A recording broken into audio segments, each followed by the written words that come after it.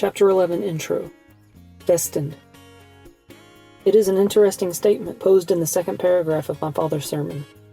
If God truly knows all, then surely He already knows every individual who is destined to be lost. We have been told explicitly that God is omniscient, or all-knowing, and so it stands to reason that everyone destined to be lost is already known by God. If this were the case, then life would be little more than an amusement park ride. We would each be born into a linear series of events planned by God and would experience all of the emotions and sensory stimuli that accompany those experiences before dying.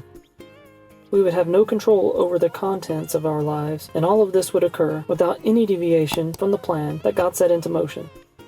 If God were to force this kind of existence onto us, there would really be no need for Him to have sent Jesus at all, because only those destined to be lost would acquire sin, and it would be only those people who would need to be saved.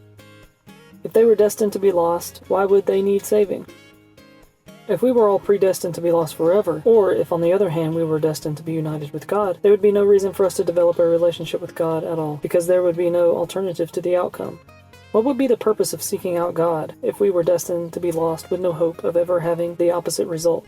If all of our destinies were preordained, it would make for quite a boring life, both for us and the Creator.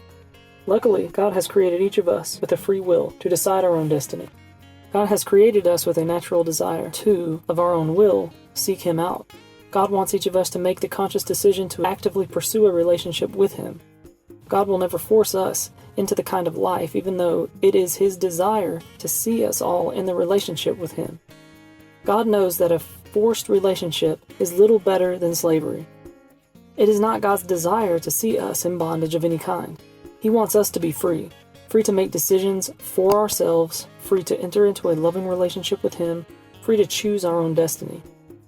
Another interesting point made in this sermon is the advice to share all of the blessings that one receives in one's life, not to hide them or keep them to oneself, with the understanding that when God does a work in our lives and we share it with others, we will be all the more blessed. A similar motif runs through a particular story found in Matthew chapter 25, verses 14 through 30, in which there are three individuals who are instilled with the talents from God. These three individuals take the gifts the Lord has given them, and they each do different things with them. The first individual is blessed with 5 talents, and shares those gifts with everyone that he comes into contact with. Because of this, God blesses the man by multiplying his gifts. The second individual is given 2 talents, and shares these gifts with others. The Lord blesses this man by multiplying his gifts as well. However, the third individual does not share his gifts with anyone, and instead buries what he has been given in the ground. The Lord then asks the man why he chose to bury what he had been given instead of sharing those gifts with his loved ones and the people around him. For this third individual, the Lord does not multiply his gifts because he did not share what he had been given with anyone. When we take a look at this story, it is easy to see why my father says what he did.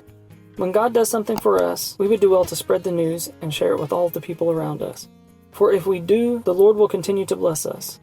When God does something for us, it can be considered a gift. And like in the above story, when we share the gifts that God has given us, God will multiply what has been given and increase our blessings. And when He said that if we fail to share what the Lord has done for us, He may not do it again. This is what He means. Do not bury the blessings and gifts of the Lord, for if you do, He will not continue to bless you with increased blessings.